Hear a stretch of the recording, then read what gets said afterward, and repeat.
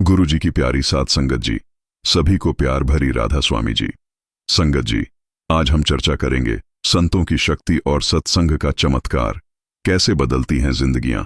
इन अद्भुत साखियों के माध्यम से जानिए सतगुरु के रहस्य, भक्ति का असली अर्थ और संतों की महिमा जो जीवन का उद्देश्य बदल देती है। तो आइए सुनते हैं गुरु जी की पहली साखी। साखी 1। संत कैसे जिंदगी बदल देते हैं।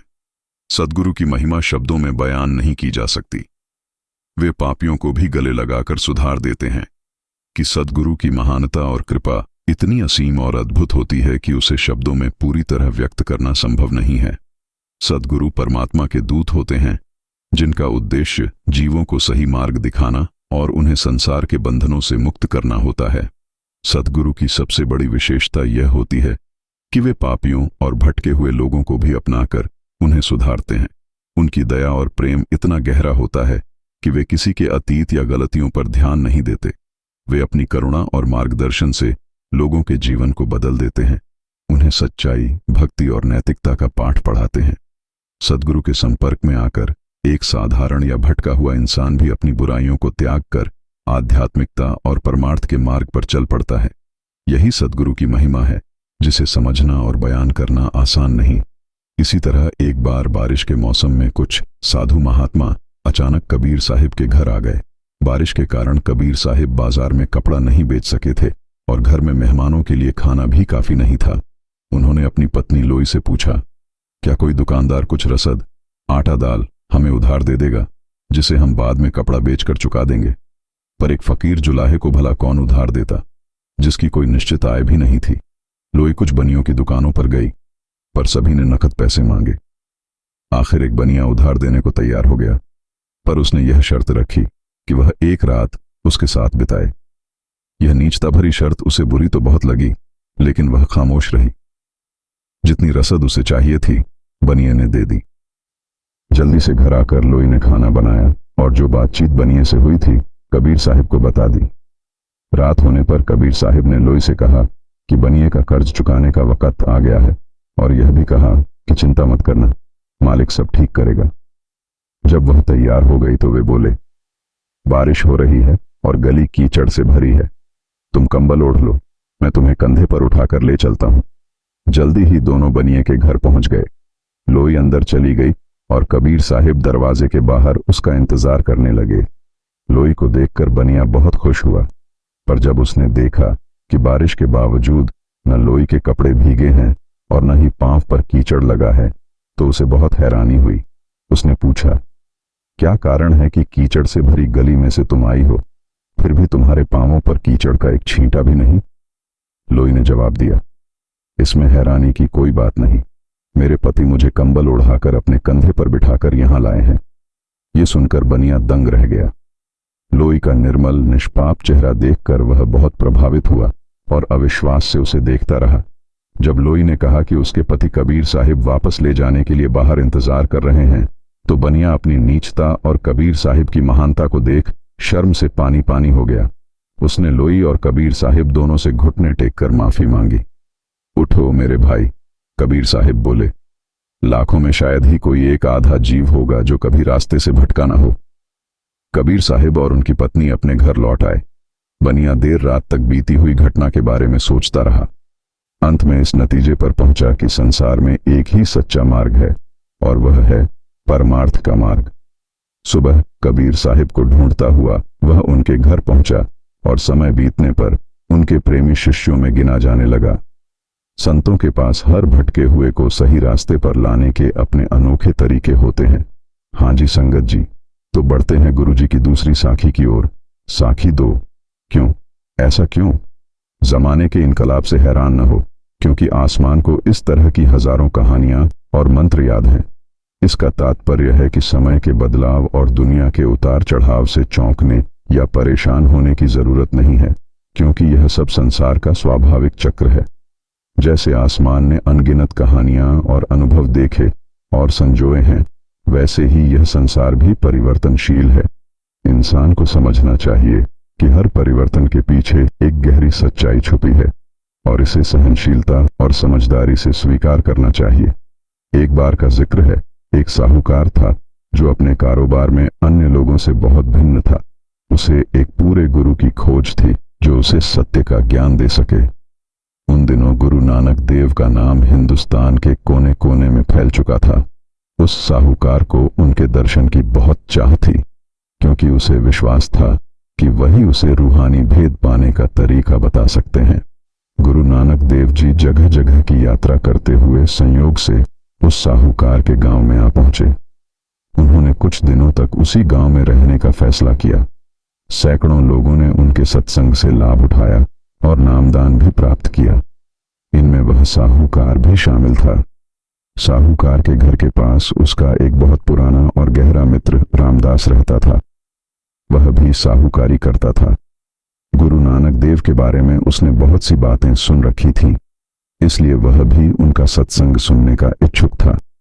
एक दिन दोनों मित्र एक साथ उस महान संत का सत्संग सुनने के लिए निकल पड़े, लेकिन रास्ते में रामदास की नजर एक वेश्या पर पड़ी और वह उसके रूप और हाव भाव पर मोहित होकर उसकी ओर खींचा चला गया।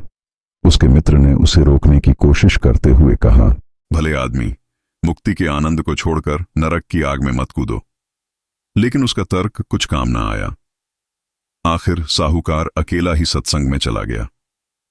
रोज ऐसा ही होता रहा। दोनों दोस्त घर से इकट्ठे निकलते, रामदास वेश्या के पास रुक जाता और साहूकार सत्संग में पहुंच जाता। रामदास गिरावट की ओर बढ़ता गया और उसके दोस्त की गुरु साहिब के प्रति भक्ति और श्रद्धा दिन प्रतिदिन बढ़ती गई। साहूकार अपने मित्र को रोज सही रास्ते पर लाने का यत्न करता, पर रामदास ने दुराचार का रास्ता न त्यागा। ऐसे ही एक महीना बीत गया। एक दिन साहूकार ने रामदास से कहा, आज गुरु साहिब संगत को प्रसाद देने वाले हैं। एक बार तो अपने कुकर्मों को छोड़कर मेरे साथ चलो। कोई कितना ही बड़ा पापी और गुनहगार क्यों ना हो, उसके मन का रुख बदलने के लिए एक सत्संग ही काफी होता है। दोस्ती के नाम पर मैं तुमसे विनती करता हूं कि आओ, आज मेरे साथ चलो। सत्संग में जाकर ही तुम समझ सकोगे कि संतों की संगति से क्या लाभ होता है और उसमें कितना आनंद प्राप्त होता है। जलनित्य ने रामदास ने बात सुनी अनसुनी कर दी। फिर अपने मित्र से बोला, तुम रोज सत्संग में जाते हो और पुण्य कमाते हो, मैं रोज पाप करता हूं। देखें आज हमें अपने अपने कर्मों का क्या फल मिलता है। ठीक दोपहर को तुम मेरे घर आ जाना, दोनों बैठकर अपना अपना हाल बयान करेंगे। यह कहकर रामदास जल्दी से वेश्या के घर पहुंचा, पर वह घर पर नहीं थी। निराश होकर वह वापस अपने घर आया और अपने मित्र का इंतजार करने लगा। उस दिन सत्संग में और उसके बाद हुई बातचीत में साहूकार इतना खो गया था कि उसे समय बीतने का पता ही नहीं चला।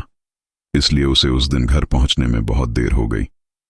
मित्र का इंतजार करते करते समय बिताने के लिए रामदास ने अपनी छड़ी से जमीन को कुरेदना शुरू कर दिया।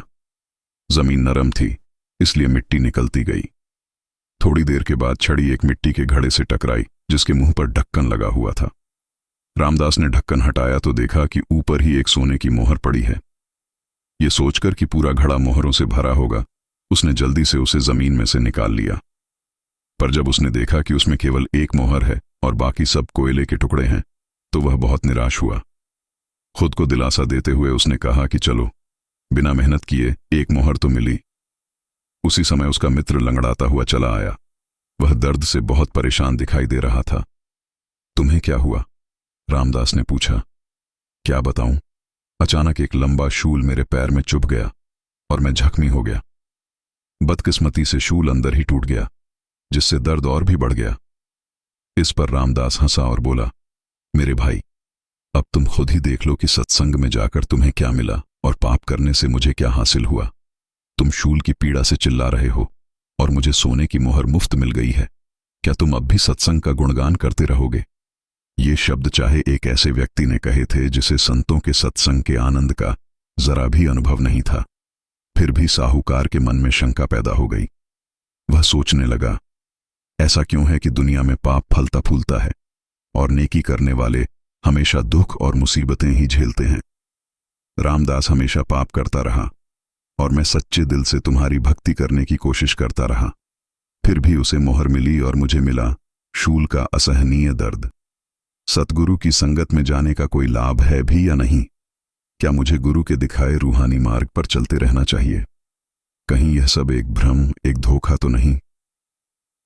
बहुत देर तक रामदास के साथ इस विषय पर बातचीत करने के बाद उसके मन में विचार आया कि क्यों न गुरु साहिब के पास जाकर उन्हीं से इस पहेली को सुलझाने की प्रार्थना की जाए। जब दोनों ने अपनी आप बीती सुनाई तो गुरु साहिब ने अंतर्ध्यान होकर दोनों के पूर्व जन्मों पर दृष्टि डाली और पहले रामदास से कहा, पिछले जन्म में तुमने एक मोहर दान की थी, जिसके बदले में तुम्हें मोहरों से भरा हुआ घड़ा मिलना था। लेकिन इस जन्म में तुम बुरे कर्म करने लगे। जैसे ही तुम कोई पाप करते थे, एक सोने की मोहर का कोयला बन जाता था। आज तुम पाप से बचे रहे, इसीलिए एक मोहर तुम्हें मिल गई, नहीं तो इसका भी कोयला बन जाना था। फिर गुरु साहिब साहूकार की ओर मुड़े और बोले, पिछले जन्म में तुम एक बेरहम बादशाह थे, जिसके हुक्म से हजारों लोगों को मौत के घाट उतार दिया गया था।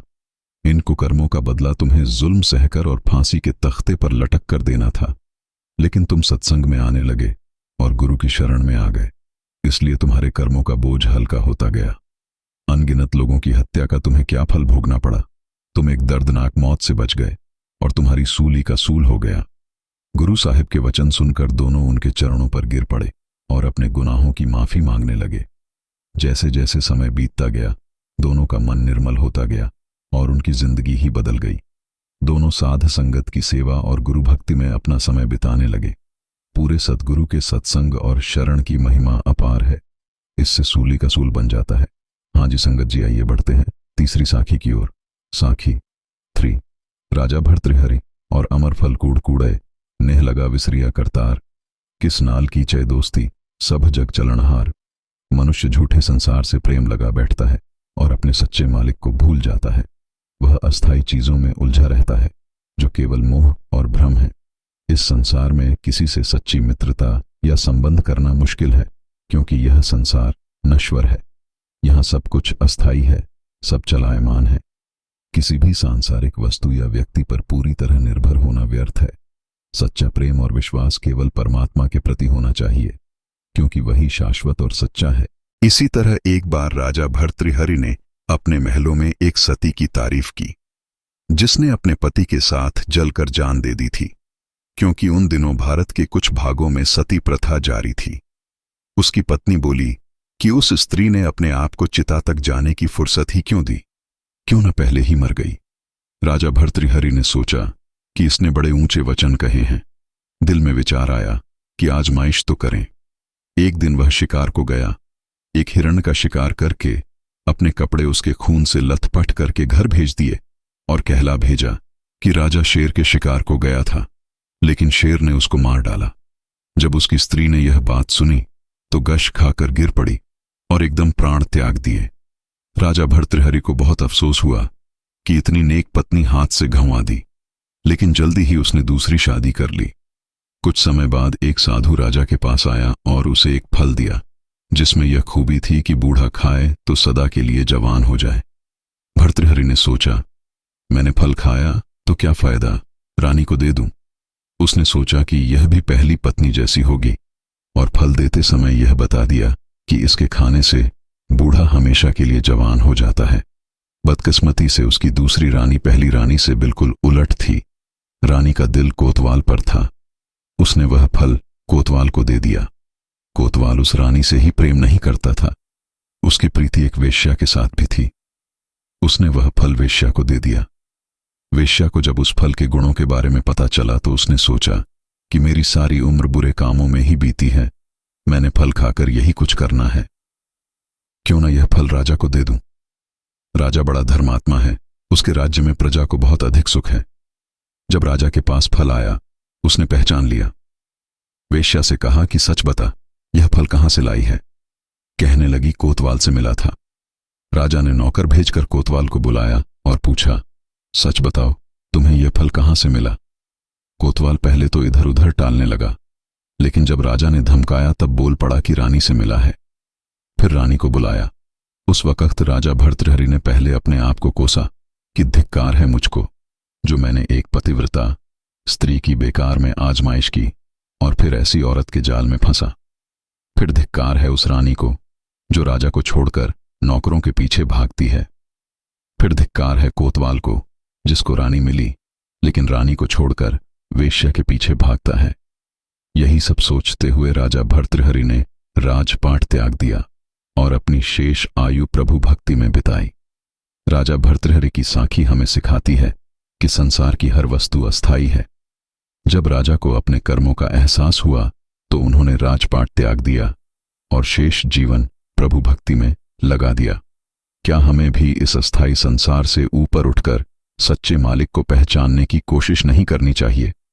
संगत जी आए सुनते हैं गुरु जी की आखिरी साखी 4। कबीर साहिब और रानी इंदुमती संत जब तक शरीर में रहते हैं ये नहीं कहते कि हम गुरु हैं। वे दीनता और नम्रता रखते हैं कि सच्चे संत और महापुरुष जब तक इस संसार में शरीर धारण किए हुए होते हैं अपनी महानता या गुरु होने का दावा नहीं करते। वे खुद को कभी ऊंचा नहीं दिखाते और न ही किसी से अपनी पूजा करवाने की इच्छा रखते हैं। संतों की सबसे बड़ी पहचान उनकी दीनता और नम्रता होती है। वे अपने अनुयायियों के साथ भी सहज और सरल रहते हैं। उनका उद्देश्य केवल आत्मिक ज्ञान और प्रेम का संदेश देना होता है, न कि खुद को महान सिद्ध करना। वे मानते हैं कि जो असली पहचान और महिमा है वह प्रभु की है और संत सिर्फ उस ईश्वर तक पहुंचाने का माध्यम भर हैं। अगर वे अपनी पहचान जाहिर भी कर दें तो दुनिया उन्हें समझ नहीं पाती और लोग उनकी वास्तविकता पर विश्वास नहीं करते। यही कारण है कि संत हमेशा विनम्र रहते हैं और अपने कार्यों से लोगों को सत्य का मार्ग दिखाते हैं। इसी तरह रानी इंदुमती, संत कबीर जो काशी में कपड़ा बुनकर अपनी जीविका कमाते थे की अनन्य भक्त थीं। जब कबीर साहिब रानी इंदुमती को सचखंड ले गए तो उसने देखा कि वहां भी वही कबीर साहिब कुल मालिक हैं।